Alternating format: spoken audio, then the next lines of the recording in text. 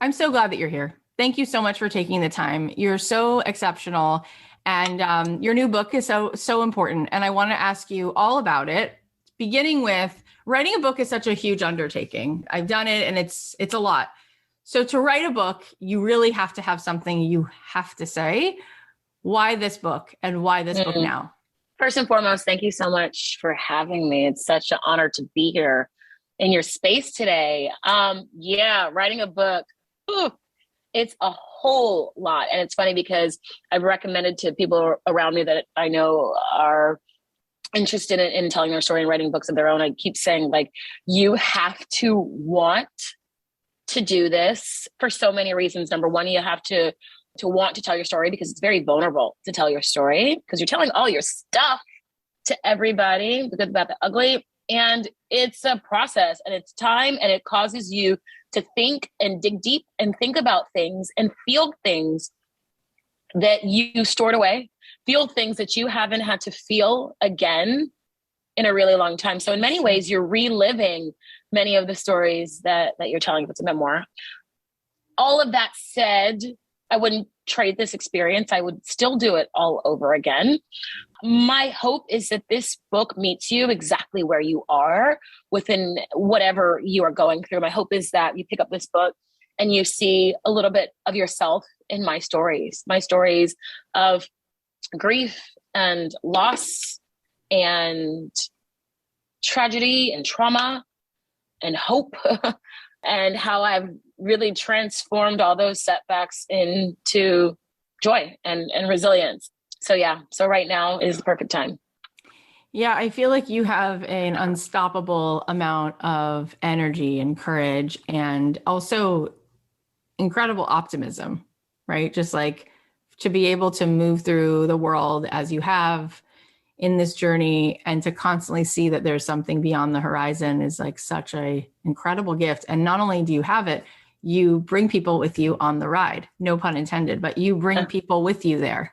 That's what's really, really so generous Thank you. and such a gift. So for anyone who doesn't know, let's just touch upon, because it's easy to look at someone who has such fierce charisma and such a big heart and so much life in you and think, great, that's it. That's who she is. That's who she always was. And she probably just had this incredible vibration around her all the time. That wasn't exactly the case. So what part of that do you feel like touching on, just so people maybe have some context of a little touch of your background and what you did overcome? Yeah, I mean, I'll start by saying this. I don't think that adversity creates you. I don't think that moments of adversity create you. I think that adversity shows who you are. Like in the worst moments, the way that you show up, it reveals the character that was already there. It's on display in a larger way. You know, the book tells so many stories of, like I mentioned, grief and loss and body image stuff. I speak to moments where I felt so much doubt and so lost in my career. I was a makeup artist for 15 years. I worked my butt off to land my dream job, living in it, doing it for a few years. And then I wake up one day and I admitted to myself that I hated the job, the dream job that I'd worked my butt off for. I hated it. And it was tough and difficult for me to even acknowledge that and admit that to myself, much less my best friends around me, because it felt like I wasn't grateful. I was living in my dream neighborhood in LA, in my dream little apartment. I had my dream car, no longer had to peep the menu online before I committed to dinner plans with a friend. All that to say, it felt like a very established place. And here I was saying that I didn't like what was providing this lifestyle. So I was actually, I was in New York. I lived in LA at the time, originally from Houston, Texas, daughter of two immigrants from Nigeria who immigrated to create a better life for their children. They're not here anymore to see all of this, but everything I do is for their legacy. So I was in New York on a makeup gig and I wanted to work out. So I went down to the hotel gym. Hotel gym had like a busted treadmill and a hula hoop. So I quickly realized that I was not going to get any workout that meant anything in. So I decided to go to a local cycling studio down the street. And I'd heard Kelly Ripa talking about it a lot on her show, that cycling, indoor cycling was like the thing to do. It was becoming bigger at the time. And so I went, clipped in $40 later after the water bottle, the towel, the shoes, all the things, judging myself, thinking to myself, this better be good. I unclipped 45 minutes later and I'm in this state of euphoria. It's like I'm floating. I'm walking back to the hotel room and I realize that my walk turns into a skip. I notice that my skip turns into a hop and I'm just floating. I feel this wave of blue energy move through my body from my fingers to my toes. Kathy, it's like within a matter of 5 seconds, I saw my life's trajectory pass in front of me. I get chills every single time I've told this story, and I've told this story. It's in the book. Every single time I say it, it's almost like I relive it and I feel it. And it reminds me that this is all part of it. But I feel this wave of blue energy flash from my fingertips to my toes. And within a matter of 5 seconds, let me remind you, this is my very first cycling class. After my very first cycling class, I knew that I would be cycling for the rest of my life. Not only did I know that I'd be cycling for the rest of my life, I knew that I'd be teaching it. And I knew that I'd be teaching it on the world's biggest platform, able to touch thousands of millions of people. At the time, I didn't even know what Peloton was. And so, I get back to LA, I tell my friends this vision I have. They cry. They say, this sounds so right for you. This is what you should do. They've never even seen me cycle. So I'm like, why are you guys so sure about this plan? They said, Tunde, I don't know, but it sounds right. And I'll say, imposter syndrome set in once I got back. I don't look like an instructor, sound like an instructor. Who's going to want to look at me on a bike? Who's going to be inspired by anything that I have to say? All those things happened, right? I mentioned this idea of the fact that I was in this job that I no longer found rewarding, because I think it's important to note I was so uncertain. Everything seemed so unclear. I was in this space of immense, extreme doubt.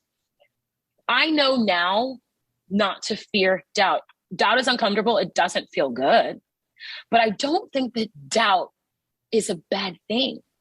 I think that when doubt enters, it's our body's way of allowing in a course correction, whether it's relationship with your partner, relationship with your friend that you're doubting, that friendship, relationship with a colleague, work, your job, your career.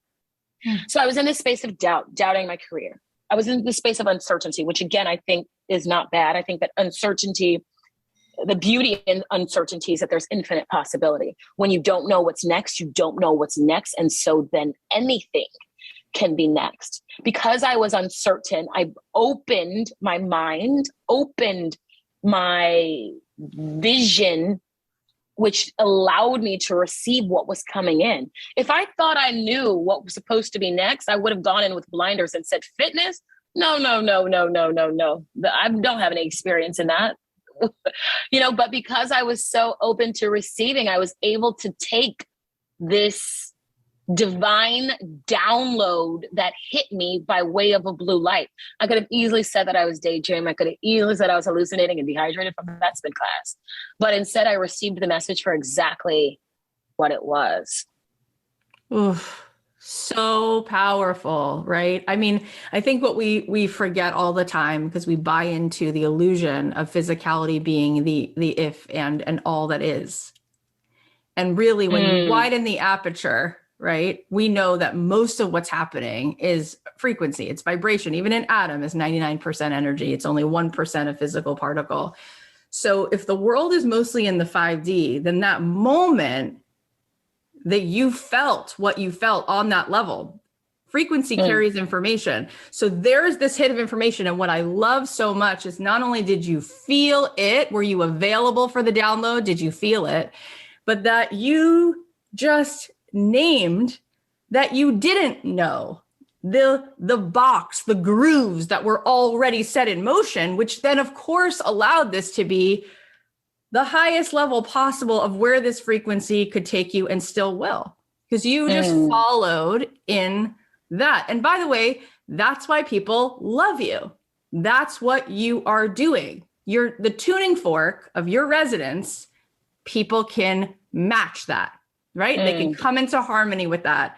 And that's what happened for you on that ride, right? It's the combination of the endorphins that move through you and also wherever that teacher could hold beyond the ego, beyond, right? And it's amazing what you said about you and your own insecurities, because we all have them. We all have an ego, right? Everything has a shadow. Everything in the sunshine, it's got a shadow on the other side. So the fact that you were able to call that in and say the imposter syndrome set in, it's like my friend Natasha Hemingway recently said to me, how dare I allow my insecurities to keep me from calling people forward into something that's higher? And that's what it is, right? The ego wants us to. How dare I allow my insecurities to keep me from calling people forward to their highest and best. To keep me from calling people forward. You just said something about frequency. You said frequency is a vibration. Yeah, and that frequency carries information, right? Whether it's Wi-Fi, cell phone, phonograph, Morse code, frequency carries information, right? When someone walks in the room, it doesn't really matter what they say. It's the vibe. Like you can tell if they're being sarcastic, if they're all in, if they had a bad day. If I was having a bad morning right now, doesn't matter. I could say the same words. You feel the information being carried by the vibration. So you were available to it. And I wonder if even the fact that you have people that you love who crossed over, it's kind of thinned the veil for you, right? Yeah. Yeah, there's a gift there. There's a gift. Like I feel them now more than I did when they were here in living form. I didn't get the job at Peloton the first time around. No way. My dad was upstairs negotiating. He was like, I will be on dish duty for, I know that because my dad was a negotiator in life. And I know that was him saying, do this for this girl, do this for this girl. When I didn't get the job, it felt like a loss. And I know loss very well. Unfortunately, I know loss so well. I lost my little brother when he was 19 years old. I lost my father 3 years after that. And then another 3 years later, I lost my mother. And so I lost my immediate family, half of my immediate family within 6 years. And so when I say that this felt like loss, it was heavy. And it wasn't because I didn't get something that I didn't want. It wasn't because I didn't get a job. It was because I had this vision that I'd seen. I'd had my most certain moment. And then it wasn't true, or at least it felt in that moment that I was wrong. I had seen things unclearly. You bring tears to my eyes because in the face of so much pain, right? And it's like ripping apart like limbs off of you, right? Essentially. And yet you show up for people every day. You show up for their feeling of pure joy every single day, right? And that's your soul just doing its thing, because the ego wouldn't choose that. No way. But your soul's doing that, and that's such a gift. And you are closer to them than ever, because they're a local call now at all moments. Local. It's local, right? Yeah. It's local. Yeah. So, and you bring that in the room with you. You bring that in the studio with you. You bring that on every time you speak. And that is such a gift. God, I have so much to say about that for another time, but we just quickly, just as between the two of us, I just had this guy here, Dr. Evan Alexander, who was the head of neuroscience at Harvard, had encephalitis, had a near-death experience. His brain was not functioning. He comes out of the situation of 11 days of coma and he says, show me my MRIs. I'm the head of Harvard neurosurgery. I need to see my brain scans. He had this incredible experience, met this woman. Her name's Kathy. Who's this woman, Kathy? Why is she so clear as day? Who is it? Asking his parents, they say, you know what? You're actually adopted. He goes, okay, I'm 48 years old. He goes to her house and he's talking to his biological mother and he sees this photograph on the mantle. This is the head of Harvard neurosurgery. And he says, who's that woman? And she said, that would have been your sister. She passed away a few years ago. He said, and her name's Kathy. And she said, how do you know that? And he said, she was there when I crossed over and she led me to you. And he's gone on to write books about this. he was on Oprah. He did Super Soul Sessions. He's got thousands. He was on the New York Times bestseller list. The point oh my God, this is too much. I need a moment. I know. I just had to give that to you as Choose Soul. I was like, I know we're doing a podcast, but like, I have to give. So he wrote this book called Proof of Heaven. He did Oprah. He did everything. He was the #1 New York Times bestseller for a year, stayed on the New York Times bestseller list for 10 years. And he studies it. But his thing now, he has learned that he's not a fan of drugs. But he did say that ayahuasca and psilocybin and all of that stuff, what it does that actually works is it actually quiets the brain so that we can move into actual consciousness. It takes the ego down, right? The brain function actually goes away so that we actually see more, because we can't see that much inside the brain. Consciousness is beyond it. So he's now doing something called sacred acoustics, where he's allowing people to drop into these sound baths, which the sort of, I don't even understand it, but the tones of these vibrations quiet down the brainstem so that the veil gets thin and we can meet these people on the other side. And it's amazing. I just had him on. I just had to tell you that. So back to you. So you go into this vision, and boy, does it start to unfold, right? And now you're where you are. And how much more expansive is your life now than you even thought it could have been? Oh, I never dreamed of this. Not like the moments that are here. Yeah, I dreamed of that. And I saw that. I said in the 3rd grade that I would write a book. When I was in 1st grade, my first thing that I've ever said I wanted to do, I said I wanted to be a teacher. My dad said, no, you don't. You won't make enough money. The joke there is that I was an educator in the cosmetic world, 15 years. And I teach or train every single day by virtue of a bike. So that happened. I was an overweight kid with low self-esteem. I didn't think that I was beautiful because I had dark skin and no one looked like me. I grew up in a predominantly white neighborhood. The Black kids that did go to my school, there were no Black girls as dark as me. My mother was light skinned. I just didn't see Black women. So one day I saw Naomi Campbell, who that vision changed the way that I saw myself. All of that to say, as this kid that's overweight, horrible at all sports, I would look at Nike and Nike athletes and think, wow. I would think of women. I would look at women in beauty campaigns and think, wow. Fast forward 2021, I become Nike's first ever trainer to be named Nike athlete. And I have a renewed contract with Revlon as one of the faces of Revlon. So I didn't ask for this exactly, but I envisioned it. It's just so extraordinary. So you're doing all of this. You're swimming in this river of just, as far as the eye can see, this energy. It's amazing. And you titled this book Speak, right? And I'm curious, and you have sort of an acronym, like what are all those things, the surrender and all of the rest. What does it mean to you to help people to open their mouths and speak? Why that? Why that? What do you want people to speak up about? What do you want people to speak into the world? What do you want people to speak over other people? Well, SPEAK is an acronym, like you said. When I sat down to write the book, I looked at those 5 words as elements. SPEAK, surrender, power, empathy, authenticity, and knowledge. I noticed that when I surrendered, it resulted in change that resulted in growth.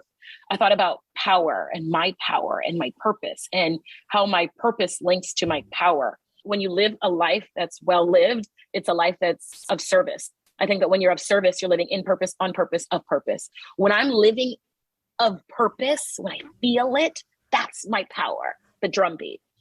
Empathy. I speak to empathy as not just empathy with others, but having grace with yourself. Real self-love. Authenticity is the intersection of truth and trust. When you trust yourself enough to show up in your truth as you truly are. When you trust yourself enough to believe, to know that even when you say the wrong thing, because your voice is shaking, even when you say the wrong thing, it's actually the right thing, because even the wrong thing is the right thing when it's rooted in love. And then lastly, K, knowledge, having all of the lessons and all of the experiences to back it. And so Speak is the invitation to find your voice and to trust your guts, because it'll move you from where you are to where you want to be. Why not speak? Why not surrender? Why not find your power? Let's talk about finding the power, because I feel like I've been saying this a lot. Like I've coached now thousands and thousands of women, and I see them and they're very sweet, very good, very kind, but they've like given their power away, and it's in there. And you can be sweet and fierce. You can be kind and a badass, right? Mm-hmm. So when I watch you, when I see you, I see both. It's not mutually exclusive. You can be loving, powerful too. And I think when people are in the middle of a ride, very often we also feel like we've reached our capacity for power. We can't go further, right? Our legs hurt, our back hurts, our mind starts, right? And it's the same thing. It's a metaphor, obviously. And I'm not the first person to make this connection, but it's a metaphor for how we hit the dip in life, right? And we're like, how do you help people to really see the full capacity of their power when they're hitting a barrier of like, no, I can't ride 5 more minutes. No, I can't speak this out. No, you don't understand. This person will walk out. No, you don't understand. I have to keep this golden handcuff job. I've hit that barrier. I don't see the fuller capacity of my power. How do you help people? Because you do it every time you show up, and they're able to step into that fuller place of capacity. I'll relate it to this. I think that failure isn't real. I think that failure is a word that we created so that we can give ourselves the opportunity to stop trying. If failure isn't real, if you could never not succeed, you would keep trying over and over and over again until you got there. I need a moment, because I've heard a lot of words and I've heard a lot of concepts and I've never heard that concept. If failure wasn't real, and you said you wouldn't use it as an excuse to stop trying. The second you fail, you say, I failed. All right, on to the next thing. I'll try the other thing. Let's equate it to the bike right now, because you were talking about working out. You've never ridden out of the saddle. And every time you try, you just can't catch that swing. And so you sit down and you say to yourself, oh yeah, I love taking classes with Tunde, but when she rides out of the saddle, I don't get up out of the saddle because I just, and again, take injury out of it, right? Well, if you tell yourself now, you've said you failed, right? So now you tell yourself, I failed. You stop trying. You don't even go there anymore because you've already given yourself that concession that I can't. If you removed the ability to fail out of it, then every time you showed up to clip in to ride, you would say, let me try that thing again today. There's no end line. Now you can put that in a relationship. You've put yourself out there. Oh, just never going to meet anybody. You can put that out there with a job. I keep going up for this promotion, keep going up. Not for me. I guess I'm not skilled. I'm not what they're looking for. Wow. Yeah, it's major. I've heard, failure is feedback, but failure isn't real. If that's true, you just have to keep going. And that is right. That's what all of the research shows, is the grit is the thing. It's not about the IQ. It's not about the income, the zip code. It's the grit. So just because I want to move through some other topics, it's interesting to me that your podcast, you called it Fitness Flipped. What does that mean to you? What's the flip? Yeah. I mean, I wish I could take credit for naming the podcast. It wasn't my genius idea, but Fitness Flipped, it's this idea of flipping the script on all of the things that we think we know about fitness. I'm a fitness expert. You don't expect me to then get on a podcast and talk about things that I don't like about my body, or that I have the body image stuff to, or that I compare myself to other people, to Emma Lovewell, one of my teammates, one of my good friends, sister friends. I joke because Emma has abs on her neck. Like Emma has abs on her shoulders. She is a walking ab. She is an ab. So to have Emma on and she's talking about, her body insecurities and her things, it's those moments where you step back and you think to yourself, it's almost reassuring in that, okay, she sounds crazy. She sounds absolutely crazy because she's from the outside looking in, she's so perfect. And then you realize that she's human. And then you give yourself forgiveness because you realize that you're just human. Because somebody that you look at in such a high regard, when you see that they're human too, it gives you license to give yourself a little grace. And I think what people love about you is what's so apparent in everything that you do and how you show up is there's never a feeling of look at me. It's always a feeling of come with me, right? And those are the best teachers. Those are the best leaders, the ones who are like, I know your address, so I can get you home, right? Not, I grew up in some ivory tower with this like perfect, I was born Mozart and therefore I'm going to teach you piano. No, you're not. Like, no, you're not, right? But if you've been there, if you can sit down beside me at the bottom of a well, say, I've been down here, I can help you out.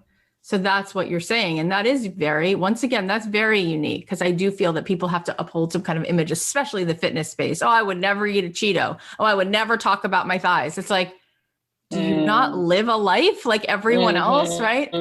Yeah, no, I was gonna say on the flip side of that to also say like, my weight goes up and down too, right? I'm human too. I show up to work bloated in a sports bra and don't love the way I look sometimes too. So yeah. For sure. Well, it's very vulnerable and honest just to be human and be in this thing called humanity. I was going to ask you about being able to tolerate being uncomfortable, because so much of the journey, whether you're working out or you're working out this thing called your life, if you have a different relationship with being uncomfortable, you're so much better off. Right. But I feel like people start to feel discomfort and they go, that's my signal. I'm out. That's my cue. I'm done. And boy, does that keep us from mastery, from greatness, from expansion. So how do you look at being uncomfortable, or how do you look at those moments, and how can we stay in it? How can we tolerate it? Well, discomfort is rooted in the way that you feel other people think about you. What other people think about me is none of my concern. What other people think of me is none of my business. In fact, if I'm thinking about what other people are thinking about me, then I'm being nosy, and shame on me. And so when you can look at discomfort that way, then what is there to be uncomfortable about? That's none of my business what other people think about me. Typically, 99.99999% of the time, the problem that somebody has with you is really the problem they have with themselves. And so if you don't like me because X, Y, and Z, it's probably because X, Y, and Z that you don't like about me reminds you of yourself, reminds you of X, Y, and Z that you don't like about yourself. So then is that my problem or yours? If discomfort is rooted in what other people think of me, then what is there to be uncomfortable about? That is pure freedom. It's pure freedom. That's pure freedom. None of my business. The last thing, my last question, because this is so prevalent, is that people show up to the table with a tremendous amount of discomfort around receivership, right? There's so much shame, especially for women that I meet, around having abundance. It's like, my parents were immigrants. My sister doesn't have it. My community doesn't have it. The people were going to say stuff about me. People with money are greedy. People with money are evil. People with money are superficial. And then there's evidence, and we've had 600 plus people on this show who are very kind, have tons of integrity, and have tons of money. Okay. So clearly that's not the part that makes or breaks who you are as a human. And so I just find that is fascinating, because when you are like most of us in that culture where there is that script is out there, right? About people with money, and especially my grandparents came to this country, and I know what my grandmother was like, because she would hold on to everything. She came here to speak the language, right? So what do you think about that? Well, how have you flipped that script? Because clearly you've allowed some level of ease into your life around money.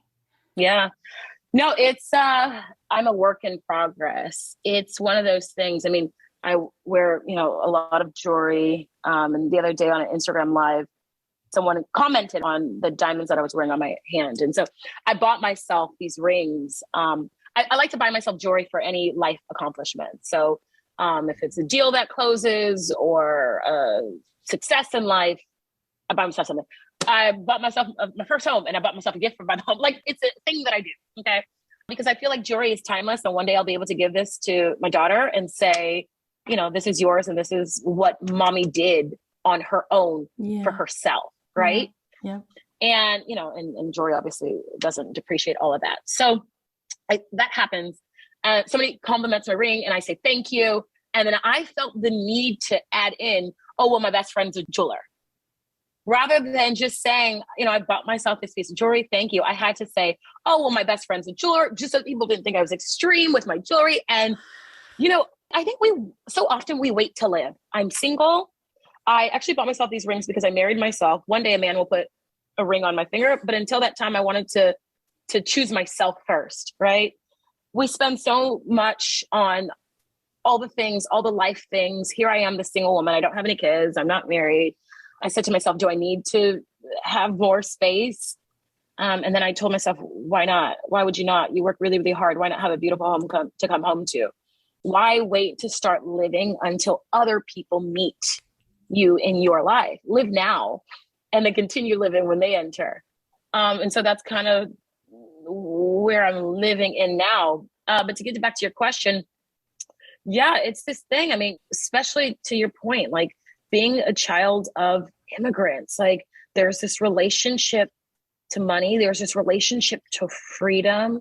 There's this relationship to access that you didn't see them have, that you now have, networking opportunities that you now have, that you didn't see them have. There's guilt associated in that. When I find myself in that hole of guilt, I try to pull in a sense of pride. Like, how much sweeter is this because I am a child of immigrants? How much sweeter is this that none of it was handed to me and all of it was worked for?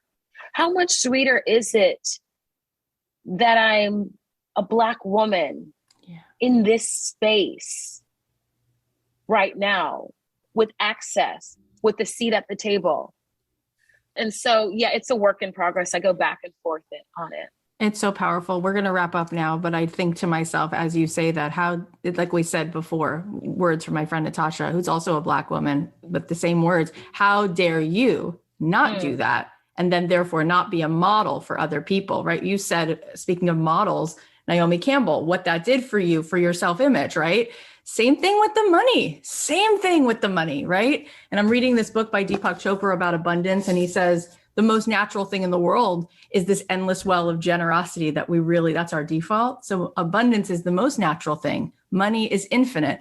It's the scarcity. That's the made up illusion, right? That's the least natural thing, because we can love 1 million people and we still have room to love more people. We give that money away. You never hold on to that money. That's not real. You give it, you invest it, you spend it, you hire someone, you do a thing, you create an event, you pass it on. So anyway, I've just loved spending time with you. Everybody does. Tell everyone where they can find you and follow and buy the book. Oh, I don't want it to end. I had such a good time with you, Kathy. Oh man, Speak is available May 3rd. You can find it wherever you buy books, hard copy and audio, both available soon. Thank you so much for having me. Keep shining so brightly. As you shine, all those people, they turn their own lights on. So thank you. Keep going. Thanks for being here.